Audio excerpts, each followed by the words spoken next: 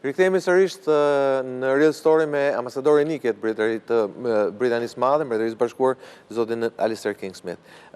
Zoti ambasador, ju folët në fund të pjesës parë për atë që quajtet presioni pozitiv që ka ushtruar Britania e Madhe, si dhe themi miq tanë ndërkombëtar, për të mbledhur së bashku politikanët dhe për të rikthyer normalitetin e jetës politike në vend. Sigurisht që besoj këtu referoheni parlamentit, që është arena kryesore politike e saj, ama për këtë dakordsinë e famshme të këtij viti, shumë veta kanë dilema, sepse ishte një dakordsi e cila mori bekimin e Shtetit të Bashkuar dhe e Britanisë Madhe, por ishte një dakordsi e cila nuk e përjashtonte Sali Berishën dhe grupin e tij.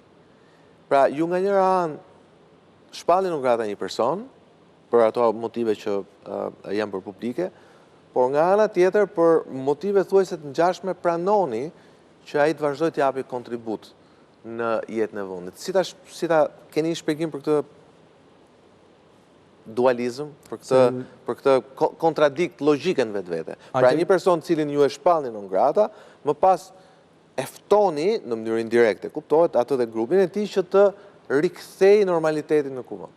So I don't see these things as contradictory. We are applying principles that run in parallel. So the overarching principle is one of democracy. How do we, as a partner of Albania, work to help encourage and support the aspirations of Albanian citizens? That's for democracy, it's for economic progress, it's for security. And Britain wants to be a really strong partner on all of those, on justice, on other fields as well. But on democracy and on politics, of course, you then do have these different aspects. You have the wish to see effective debate and discussion of government policies, of the legislation, what's right for citizens, and that needs democratic processes, it needs elections, it needs parliament and proper debate within parliament. So that is the guiding principle around that. But of course, in parallel, we have principles of accountability. And it's absolutely right that measures are taken to hold individuals to account where they are involved in criminality and corruption. And looking ahead, Albania has a very important set of elections coming up. And of course, we will want to see the continued progress to make sure that you get fewer people with links to criminality and corruption ending up being influential in this country or causing damage elsewhere in the United Kingdom or in Europe. And we need to break that nexus between politics, between corruption and criminality, and you will find, and Albanian citizens will find, the United Kingdom will be a strong friend of Albanians to achieve that. Zoti ambasador, ju folët pak më herë dhe thatë që zgjedhjet e ardhshme ju shpresoni që sjellin një frymë më demokratike në vend. Praktikisht këtu sistemi politik, jo praktikisht, po ligjërisht është i mbyllur për shkak të një vendimmarrje të përbashkët mazhorancës opozitë vitin 2008.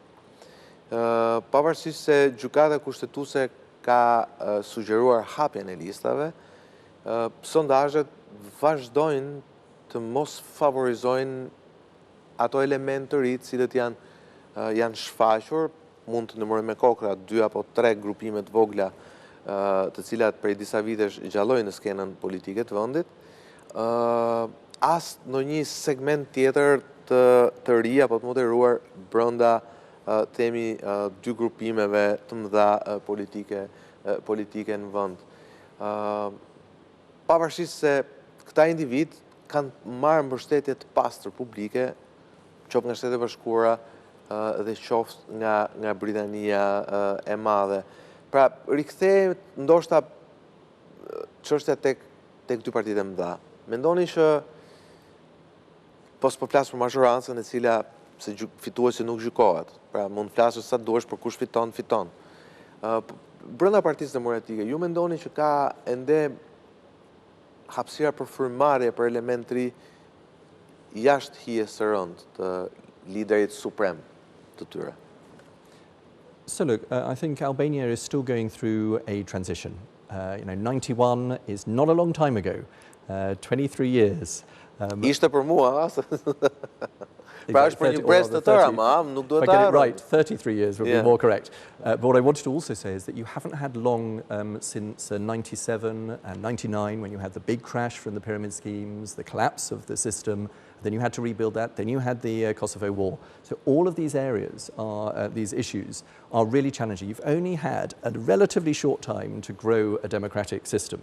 And yet in Britain, we have had centuries of our democratic traditions, and still I encourage young people in Britain, if they've got frustrations with democracy, with politicians, get involved, actually get engaged in politics, form groups, whether that's actually political parties and get involved in political parties themselves, or form lobby groups and interest groups who actually engage with politicians and insist that those politicians reflect the issues that matter to society. I think we need civil society to be stronger. We need to see different forms and movements of political parties. And as you say, we need refreshes within the political parties themselves.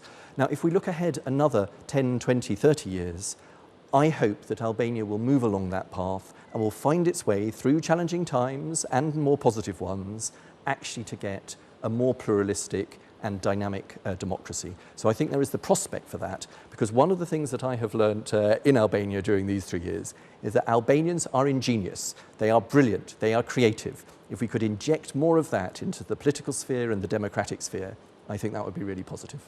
Në fakt, ju keni drejt pasi në zgjedhjet e fundit Britania e Madhe, unë po shikoja që fitoi një djalë 22 vjeç si përfaqësues i zonës vet elektorale, për shkak se sistemi është i tillë në Britaninë e Madhe, është sistem mazhoritar, njeriu ka mundësinë të takohet, të flasime, të ndajë det, po prap, streha e partive të mëdha është streha e partive të mëdha dhe kjo duhet thënë. Gjithsesi, për sa i përket ju përmendët faktin që skena politike duhet pastrohet nga elementet kriminale. Do i bëj një pyetje që nuk lidhet posaçërisht me qëndrimin e Britanisë Madhe, e cila tashmë është jashtë Bashkimit Evropian, por që lidhet me një qëndrim përbashkët që Britania e Madhe ka